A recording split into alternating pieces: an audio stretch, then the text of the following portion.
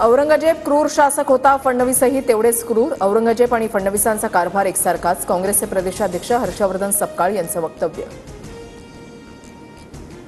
फडणवीसांना औरंगजेब म्हणणं म्हणजे सूर्यावर थुंकण्याचा बालिश प्रयत्न. मात्र महाराष्ट्रामधली जनता सुज्ञ.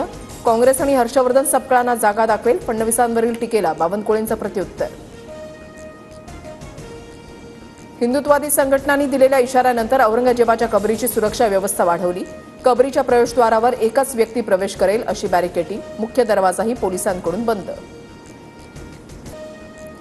नोटीस न देता खोक्याचं घर पाडलं, हे कुणाच्या दबावाखाली होतंय? देशमुख हत्या प्रकरणापासून लक्ष विचलित करण्यासाठीचा प्रयत्न.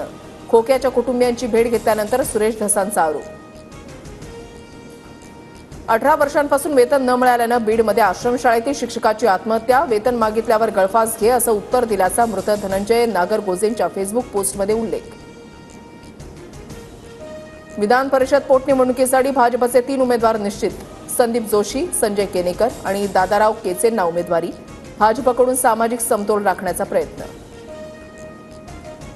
विधान परिषद पोटनिवडणुकीसाठी अर्ज दाखल करण्याचा उद्या शेवटचा दिवस. शिवसेनेतून चंद्रकांत रघुवंशींचं नाव चर्चेत, तर राष्ट्रवादीच्या उमेदवाराच्या नावाची घोषणा होणं बाकी.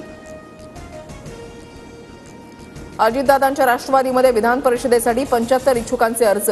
उमेश पाटील, जिशान सिद्दीकी यांची नावं आघाडीवर. मुंबई बँकेचे उपाध्यक्ष सिद्धार्थ कांबळे यांचंही नाव चर्चेत. अजितदादा आणि तटकरेंमधील चर्चेनंतर उद्या नावाची घोषणा होण्याची शक्यता.